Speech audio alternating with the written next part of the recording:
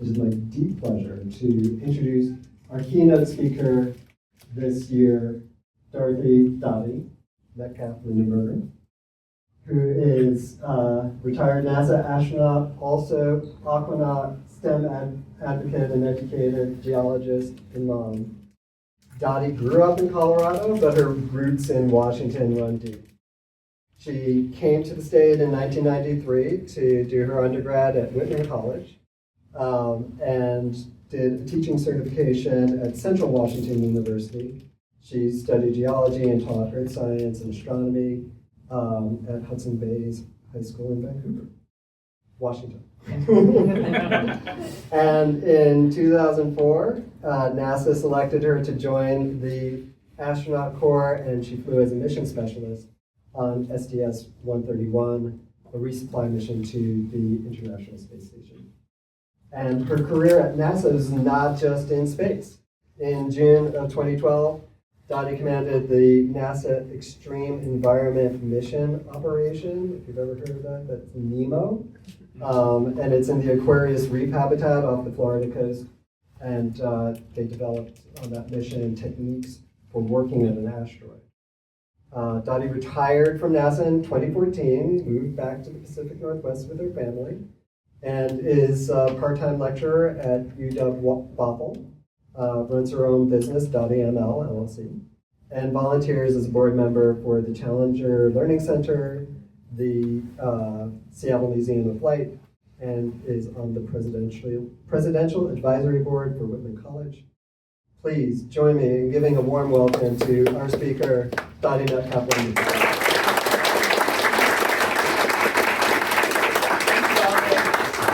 I really appreciate it. I get the tech plugged in. We checked it out. We know it works. I was going to get like a raise of hands, because of course I'm an educator. Just to see, how many of you is this the first time that you've done space apps? Oh, so good. So most people. Awesome. Perfect. Then this really applies.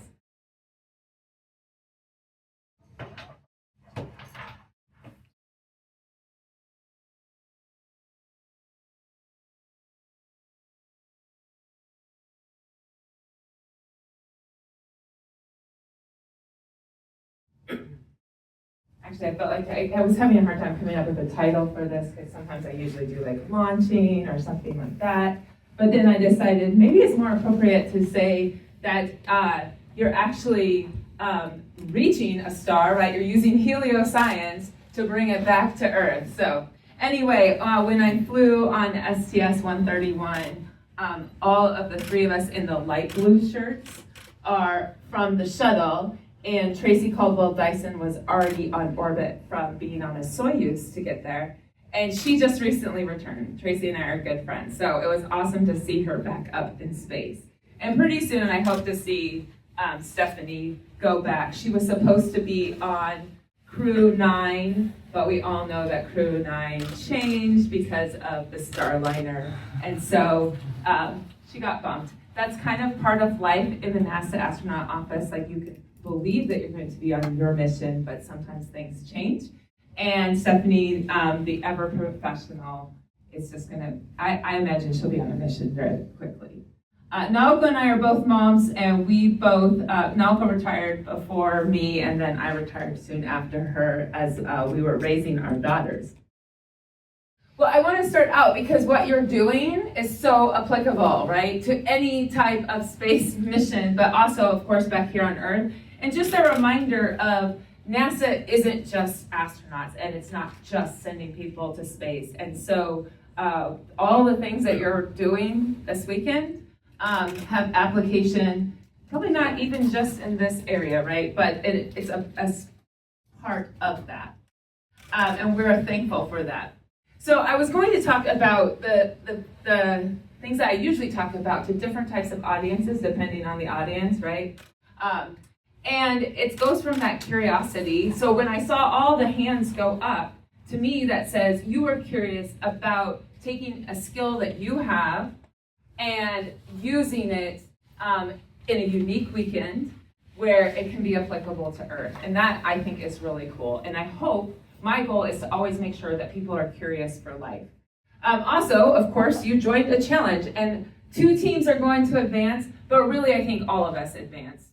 Because as you come together, of course, in all of the challenges we have in life, we take away things that we learn, friendships, and hopefully maybe you'll be back next year. And then it's the courage that you have to go do it, right? Like you didn't have to necessarily show up today, but you chose to do it. It's courageous to put yourself on the line. And I hope that we always just repeat these things throughout our life. So it started out for me as a little kid growing up in Colorado. And that picture that I first showed you with the 4 women in space is kind of a big deal because it was not until I was about 9 years old, as a 4th grader or thereabouts, that an American woman had flown in space. So Sally Ride becomes the first American woman. She's not. Valentina Tereshkova, of course, is the first woman who actually flew 20 years prior to 1983. But we weren't talking about that. It was Cold War. We didn't talk about those things. I didn't even know until much later in my life because my teachers didn't tell me about it, nor my parents. So to me, it's a big deal. My mom had been a math teacher, a high school math teacher, and my dad had been a middle school science teacher, but then he went on to work for Hewlett-Packard and to kind of work his way through the Hewlett-Packard from building boards as a night shift guy to then becoming an actual writer and developer and engineer for Hewlett-Packard. So I came from a STEM family, and it was a big deal. So when my teacher asked, what do you want to be when you grow up? Well, I was hearing all about space. And I heard that women could go to space, so I wanted to be an astronaut. But also I wanted to be a lot of things, right? It's 3rd grade. I wanted to be like my parents who are teachers, because really they're my heroes and heroines. I really loved being outside. Colorado, just like Washington, has really amazing mountains, although very different mountains. And so I love the outdoors, and a little unlike Washington, we in Colorado have these gorgeous night skies, and I always was looking up and looking at the stars. And when I was in 6th grade, Halley's Comet came around, so I was definitely looking up. Well, like you, I took a step in the competition. I wrote 2 essays when I was in 8th grade with the hopes of going to space camp on a full ride scholarship. But I took 2nd place. And unlike your competition where they're sending 2 teams, it sounds like only 1 person got the full ride scholarship. But my parents believed in what, I think they saw that I took that time to write those essays, and being educators, they decided, okay, we'll send her to space camp.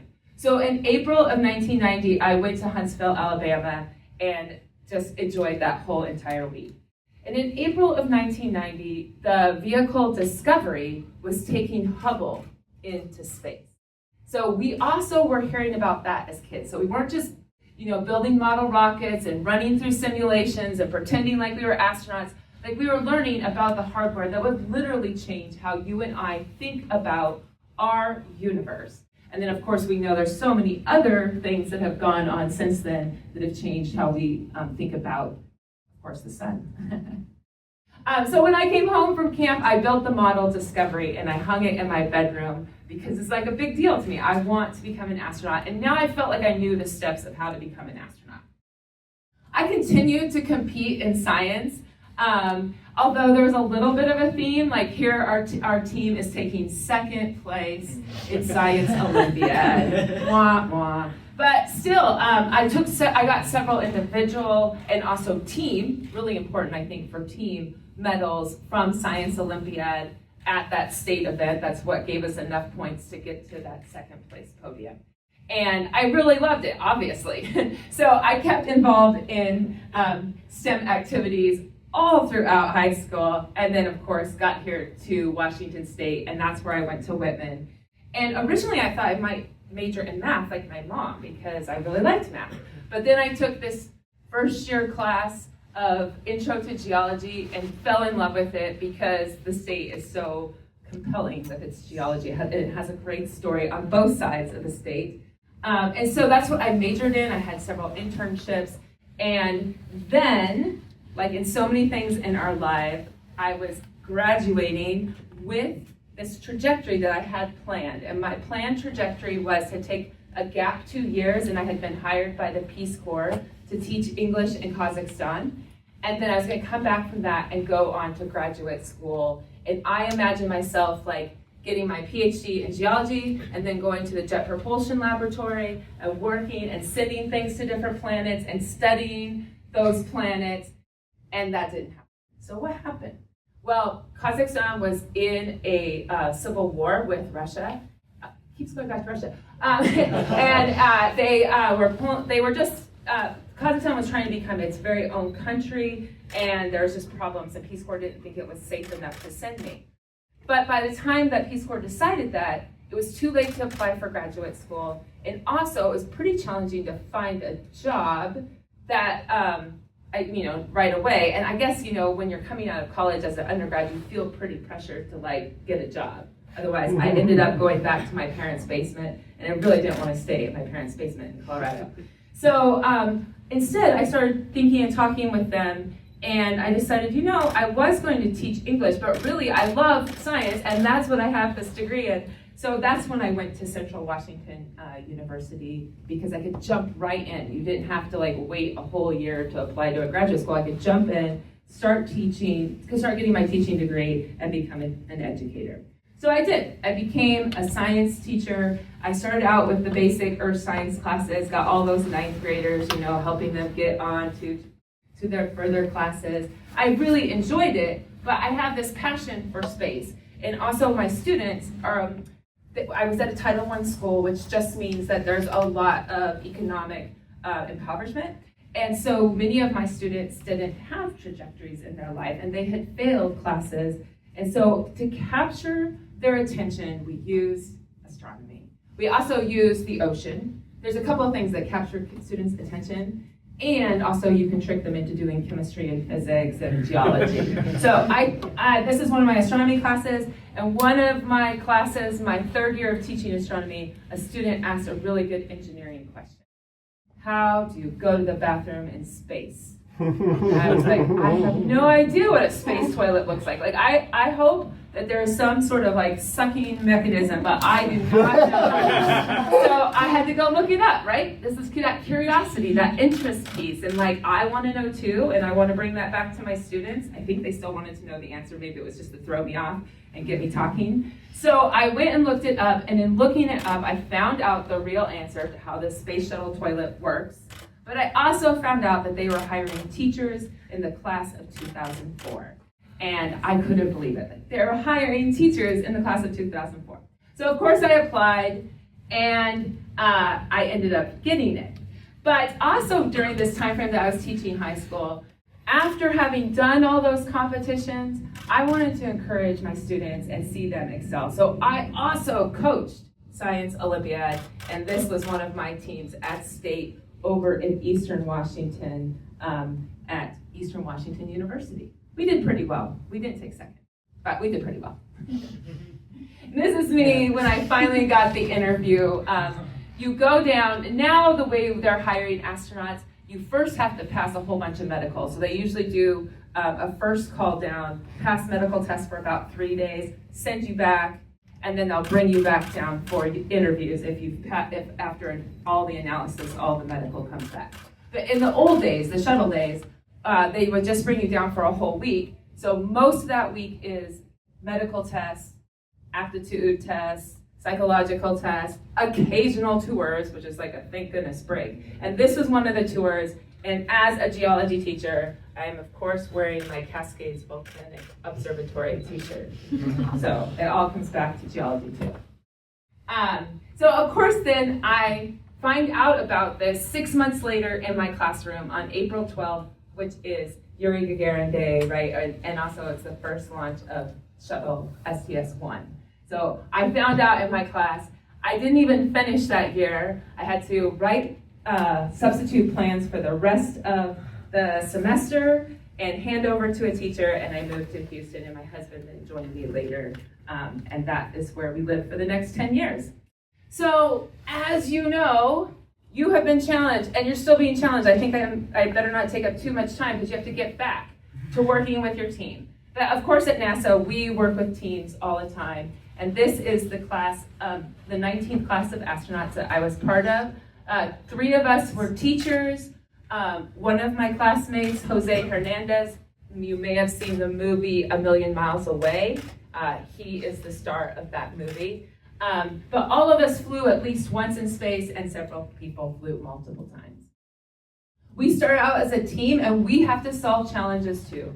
Ours are usually simulations that get us thinking about worst case scenarios. And sometimes when you're thinking about worst case scenarios, you're really thinking about how do we come together, how do we know what equipment we have, how do we plan for the future, and how we hope it won't happen, but it could. So in this scenario, we were practicing like what would happen if you had to eject out of your plane, or if your plane crashed, how would you get to rescue if you couldn't be rescued right away? And of course, they had to throw in a couple of injuries. So our Navy SEAL was injured, and we had to get him out of the woods. And then we went to water survival training, and then a flight training in Pensacola. So this is in Florida. This is probably my least favorite training because it really felt like forced drowning. We were strapped into this helicopter 3 times, and you have to escape. And the first time you can escape out any door or window. They just want you to get out and practice it. But then the second time you're assigned to your door or window. And then the third time you're assigned to your door or window with dark out goggles. So like it's happening at night. Just so you know, astronauts make mistakes. I made a mistake the first time. I really wanted out. So I had to do it a 4th time because the first time I wanted to get out, but I didn't wait till the rotors would have been flipped upside down. I didn't wait till it had stopped rolling. I just was like, I'm getting out of here. It's really uncomfortable. So I did it 4 times. But we all did it. I think that's the important part, is that you move through things that make you uncomfortable because you see a greater goal. So it may have been uncomfortable yesterday when you were first coming together and getting the assignment, but I bet that you've all teamed together with your team and you're like, okay, we've got a plan and we're moving through it, and we are not doing a 4th time around. Astronauts have to know about a lot of systems, and we break these systems down simply in the simulator, and then we take it into a slower plane, which this then gets us eventually ready for flying in the T-38. And we use the T-38 jet because you're working as a team, you're working in a real risk environment, and you're learning how to handle those risks on a weekly basis. Whereas, of course, you can't get into your spaceship like once a week. Wish, but you can't. So I love flying in the T-38, though. It was a really great jet. Can go the speed of faster than the speed of sound, and can fly up to 41,000 feet. So you get some pretty cool views when you're in it. And then that helped us, like knowing how the cockpit of a plane works, helped us be ready for the cockpit of the space shuttle, which has 1,500 switches and circuit breakers that we had to know about and how they worked and why they worked and what systems they belonged to. So of course, there was a lot of studying over the 1.5 years that we were all together in classes. And then eventually we move on to learning about the space station. The way it is operated is more from the ground, right? So a lot of the systems are done by a different team, but you have to know how they work as astronauts so that you don't mess up the system, and also so that you can support your ground team. The ground team is just as much a part of your team.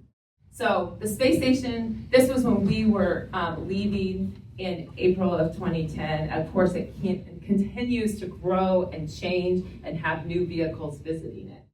And some of those vehicles, I must admit, I still need to get a picture of Starliner on it. But the vehicles of the future, of course, will still need to be trained because they still have cockpits, they still have interfaces for astronauts. It's just a little bit different. So on the left is the Orion uncrewed vehicle that was about 2 years ago. And on the right is SpaceX Dragon. Astronauts work with robotic arms. We use virtual reality to help us train. So on the left, I'm using screens and hand controllers that would then prepare me for operating the space shuttle arm on orbit. And for our flight, we actually had Stephanie and Jim we were just a few of our arm operators, but they helped when I was working with our spacewalk team. So we're using a couple arms here, right? We have the space shuttle arm out here with an extension so that we could get camera views of our spacewalkers. Stephanie and Jim are flying this arm in the middle, and then our spacewalkers are little down there. One of our big adds to the space station was an ammonia tank that helps with all of the cooling of the space station, all those outside computers and all of the internal heat loads too. So unlike Freon, we use ammonia, but the same idea of taking heat loads and passing them by that exchanger with either ammonia or with water. And then this is a more current photo of just also using robotic arms to position astronauts. So in this case, Josh Quesada is adding a roll-out solar array. We've gotten so much need for electricity, and we've also had the solar panels have changed through time, right? They're old. I mean, they're getting older. So those roll-out solar arrays were added. So astronauts have to be able to do spacewalks. We go into a huge pool in Houston to practice those. My first spacewalk was after I had given birth to our daughter. She's like 4 months old there. She's now a senior in high school, so time flies by. But I love spacewalk training in the water. It is physically hard and it's also mentally challenging. And so it's just like a cool combination of athletics and of thinking. And I really would have loved to gone outside the vehicle on orbit, but we had 2 experienced spacewalkers that we really needed. So I was their backup, which meant I didn't actually get to go out, which is good. I mean, I'm glad they didn't get injured or have any problems. So, but I backed up Clay and Rick, and behind is the airlock that they would get into. So Jim and I would get them suited up and then put them in the airlock. And then I would talk to them for the next 6 to 8 hours, just really depended on the length of the spacewalk that was going on. And I always laugh that it's a spacewalk because until we return to the moon, we don't actually walk. We either, like you saw in the one picture with Josh adding the solar array, we either are positioned or we use our hands to kind of crawl or handstand across the space station.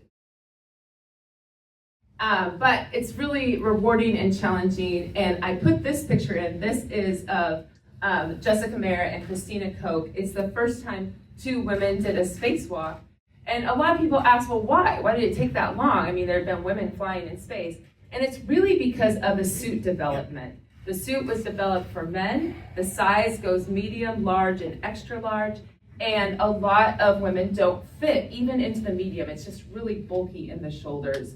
So it was the first time they could get 2 medium suits up in orbit working that would both fit the astronauts. So it was a really awesome day, though. I was excited about it. Astronauts currently are and will into the future, right? As soon as we go back to the moon and as we go on to Mars, we will be the fix-it people, because on orbit we're fixing things. The space station is aging. It has to continue to be built on. There's new experiments. You take things in and out. And we practice the stuff on the space station that we want for the future. So here, Anne McLean, who grew up in the Spokane area, and is assigned, she's going to fly this spring to the space station again. She's adding this refabricator, which comes from a company not far away in Bothell. And we use it to take the food waste, the packaging around our food, to take that packaging, of course, melt it down, and then make the filament for the 3D printer. So those types of concepts are what we plan to use into the future on the moon at a bigger scale too, right? We might even build our homes and other parts of our environment with different types of 3D printing. So kind of exciting to think about all those things.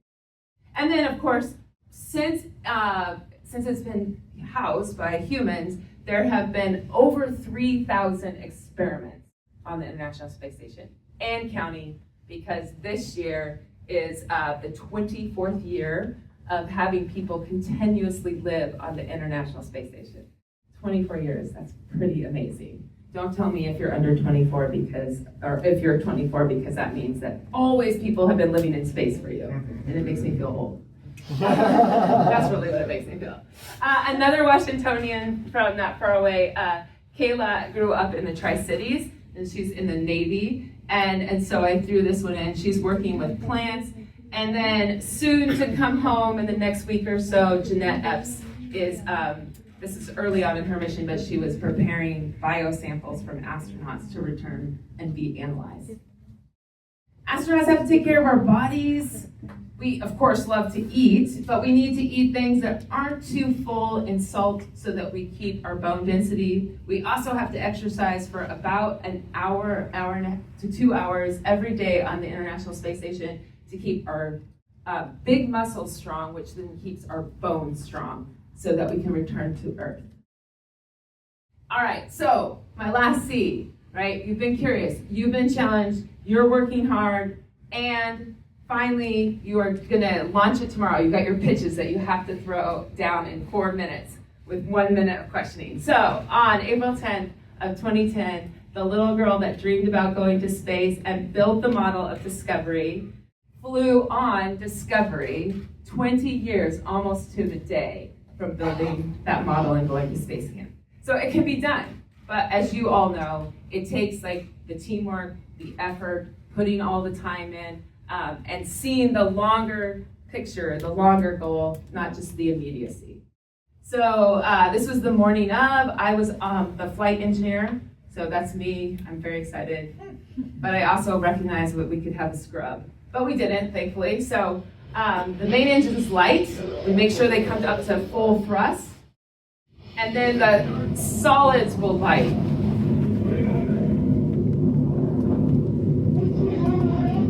Our computers that were guiding all of this, you would love. They are so old. They're like from the 70s. I had to learn like a different way of interacting with them. But the coding was really precise and accurate. We have 4 main computers that are running this software, and then we have a completely separate, designed by a different company, a one computer. It's called the backup flight software, was on it, and it was checking, always checking. And if you had to, you could move to it. If the other if the other 4 computers fail, you would hop over to it. Or if it was saying there's a big discrepancy, you would hop to it. It was really interesting. Thankfully, we didn't have to hop over to it. Everything was going well. Okay, so you will see the 2 solid rockets come off. They will return back to the ocean. They don't land on a barge. That's pretty amazing. Again, that's like what the future in teamwork and thinking outside the box can do. But they did splash down in the ocean. The Navy would go recover them, and then parts of them could be reused. So we got to space, and we did a lot of activities, which I had shared with you about. It was pretty amazing. And I think some of the biggest things, and what kind of also applies to what you're doing with, is the sun, the interaction with the sun. We go around the Earth every 90 minutes, so therefore we have light for 45 minutes and darkness for 45 minutes. That sun becomes pretty beautiful, right? Like in those quick sunrises and sunsets, but not like this. So I think there's this comparison of like, it's really amazing and beautiful, and you see that thin atmosphere, but then like over here, you can watch for like a whole hour, a dramatic sunset, and experience that with people that you love. While I love my crewmates, it's not quite the same as like watching it with my husband. The other thing I think that you notice about the sun is just, it is so intense when you see it. So of course our windows all have to have the UV protection. There's a couple windows that don't, so you know to avoid them and not get in front of them. Some early astronauts pointed out that they could get a really good tan in just a few seconds, but also you get really damaged eyes. But what you also notice is when you are not having that bright sunshine light up the Earth, then you can see the Milky Way. You can see the stars that we can't see here on Earth because of the water vapor and the light pollution and all that filtration, and that is amazing too. So that was pretty cool. And then because also you're doing this helioscience work, and of course seeing the aurora, and I still haven't seen the aurora from Earth. I should have been able to see it earlier this year when we had that piece, but I was out and about and I was exhausted and I just couldn't stay up until really late, so I'm bummed that I didn't do that. But it was really amazing to see the aurora as well. We were on the space station for 11 days. We were in space for a total of 15, we were on the space station 11 days. We were in space for 15 days. It was an incredible journey. I loved all of it, but I also loved coming back to Earth. And you're doing that too, right? You're taking the sun and all this science that you're working with for your apps, but you're also bringing back the applicability to us here on Earth. And I think that's that Earth shot that Bill Anders took that helps us always stay connected is remembering home planet, our spaceship, so important to us. But the beauty of space is so intriguing, and it so drives our curiosity, and it helps us do all these different things. So I'm excited to find out, like, what are your apps driving and doing? And I wish I could be here for tomorrow's pitches because I think that would be really cool. Good luck to all of you, and thank you for having me. It's great to share it.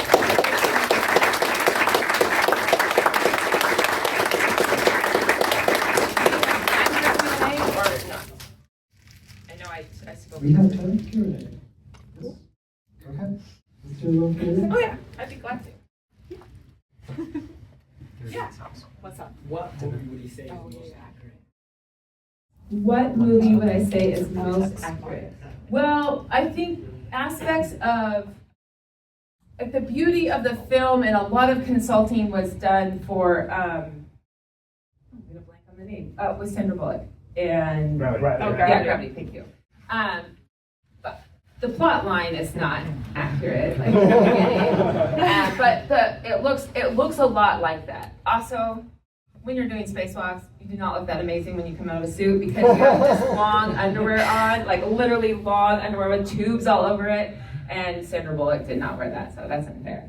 But yeah, so that's really good. And then I like The Martian a lot. Of course, Andy Weir does a ton of research on it, and it's just really good. I mean, again, you got to have a really compelling plot line, right? So, and you will never forget Mark Watney.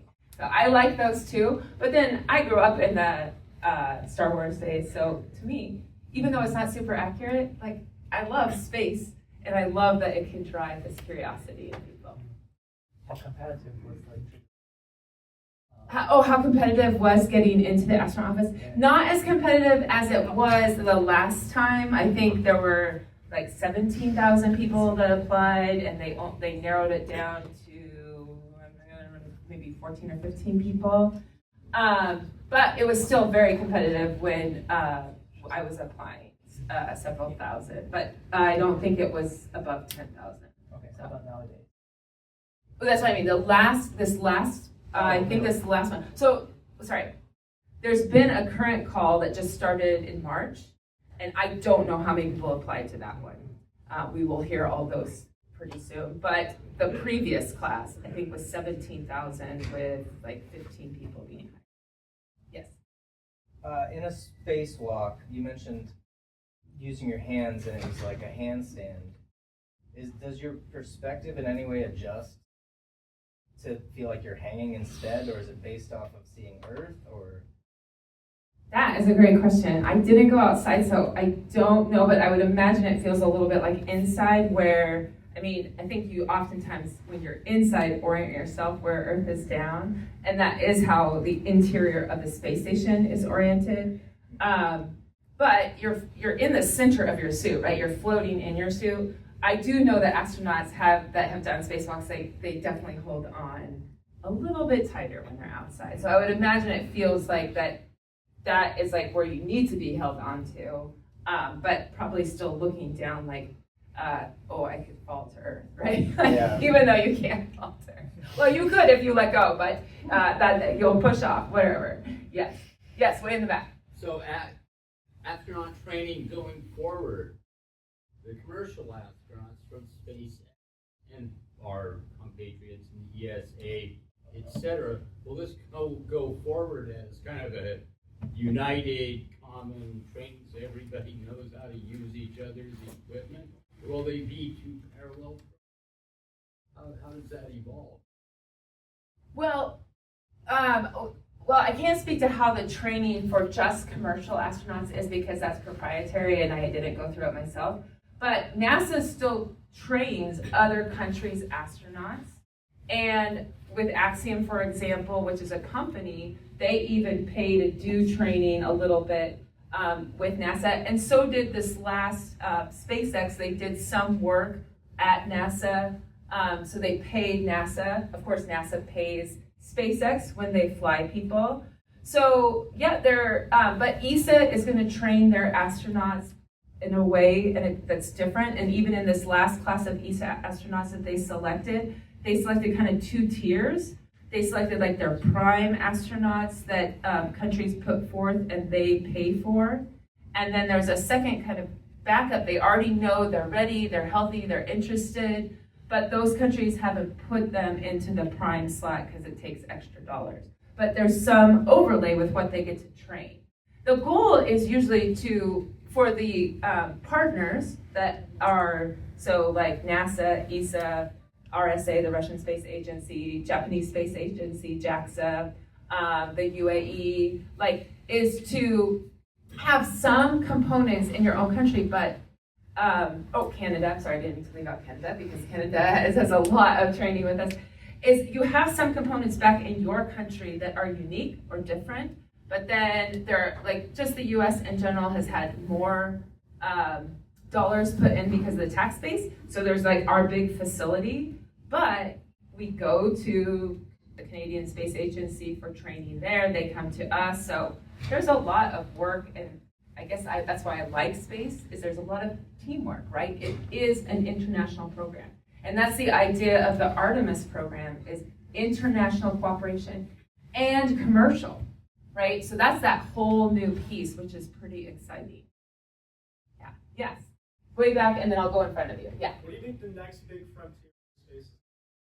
The next it really is going back to the moon in a different way. So, and then using that return to the moon to really get us out in our solar system.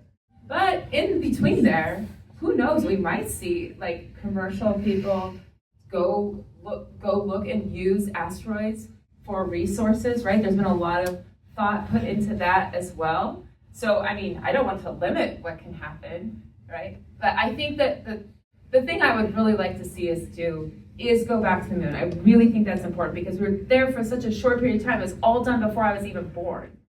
And there's so much we can learn at the moon that prepares us for going out further. There's a lot of safety trade-offs. I'm glad to see that we're not just jumping immediately to Mars. Although there might be that option too, right? There's that one-way mission. I had one person back here and then I'll come to you, yeah. Your time in space, your astronaut, ways of thinking.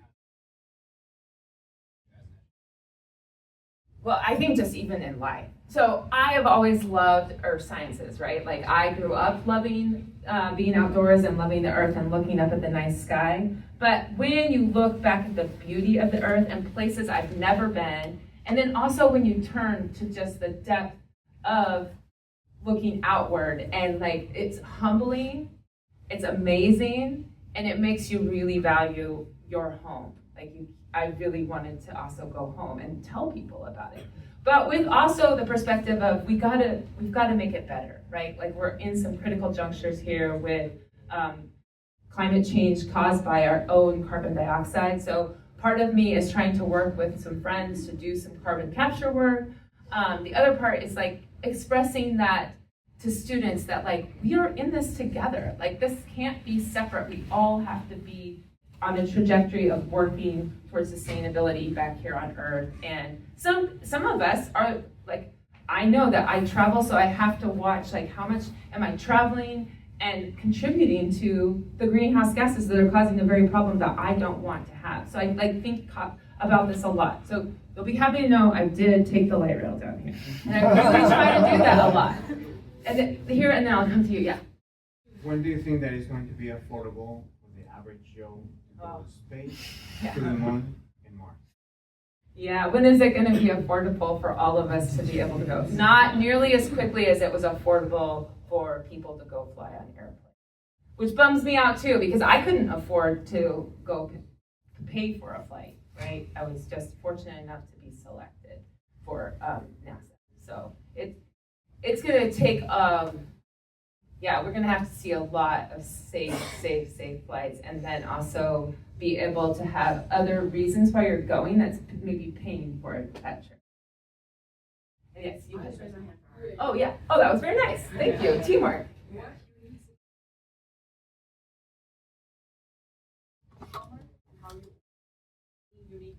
Any unique things?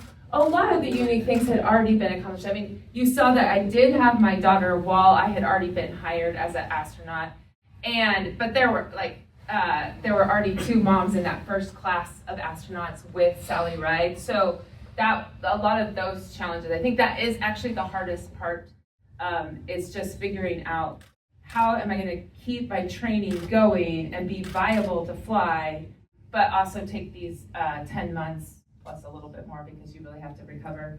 So that was just really challenging for me. And probably I jumped back in, I think, too soon. I don't think that at 4 months I should have been jumping back into spacewalk training, but I was really young and I didn't know how to say, hey, maybe I should wait a couple more months.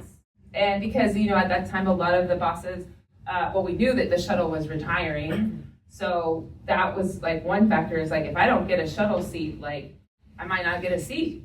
And then also just, I wanted to fly. I like my job, all those things. So yeah, I wish I had have spoken up, but I didn't. And it turned out okay, right? My daughter is fine. She's graduating. I'm fine. It didn't so I made it through. But there were some uncomfortable months there for a while. Yes. Besides obvious things, like I'm sure your family, was there any small things you were surprised you missed?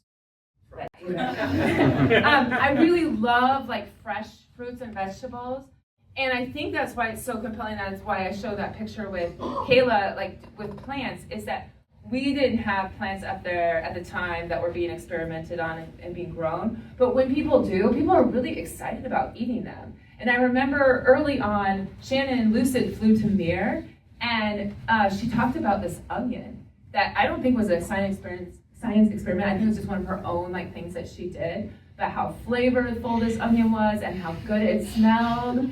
And there's those things that you kind of miss about Earth. All of us know what an onion smells like, and we know the flavor it brings. So yeah, it's those types of things. And I really missed, of course, my kid and my husband. My kid was little, but I got to do a telephone call with them and a video call. That was pretty. Yes. We've seen that really kind of years since the shuttle years. So for here and was it really public?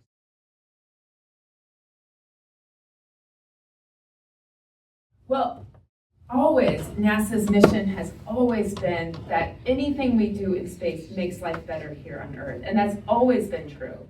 And it is true, we used to put in, for every top tax dollar, we were putting in 5 cents of that dollar to the space program, not especially during the Apollo days. But by the shuttle days, we were putting in maybe a penny, and then it tapered off by the time I was hired to 1/2 cent of every tax dollar.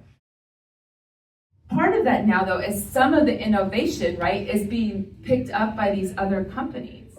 And then we're able to spend, of course, at first we had to prop up a little bit, but then it totally shifted and changed, and now their technology is really benefiting us. So I guess the takeaway still, and always will be, is that NASA uses space, just like what you're doing right now, right? Because that's why you're doing it, to make our lives better here on Earth for everyone. From medicine to technology to the safety in our vehicles to helping us understand what do we need to know about the earth sciences to help us make the changes that we need to going forward and help us in these extreme weather times, right? So my takeaway is NASA's really trying to make life better here on Earth for all of us, and it's worth our tax dollars. Yeah, and I'm a person that does believe that tax dollars are okay to have, because it helps us have libraries and roads and even the unglorious sewer system that we need. We need it. We need those stormwater, all those things. So, but I especially love putting my tax dollars towards NASA. Well, anyway, one more question. Yes. Do you plan? Oh, I wish I could. I don't have the money, and I retired. So I don't know if there's an avenue. If they would take me, I would go in a heartbeat. I would really love to. But I also retired for distinct reasons too. I really care about my family, and there were things I wanted to do with them. and watch my daughter grow up too. So that was really special. So I don't regret any of that. And I'm really glad I had the opportunity. And I will always try to use that opportunity to share the stories and keep up as much as I can. It's hard. It's such a changing environment that I get behind too. So I try to keep up what's happening in space. So exciting. Well, I just want to say thank you. This has been really engaging. I really enjoy your questions and your interest in it. And I wish you all good luck. I hope your pitches go well. And I'll have to check in and find out what the apps were. But no matter what, one thing I did when I looked at the website today, and I thought this is super special too, is that not only are you doing that piece of what NASA does so well of taking space and making it applicable to Earth, but also you're doing it internationally. There's hundreds of countries involved right now, and I just thought, that's so cool. That is exactly how space should be. So, thank you. Thank you.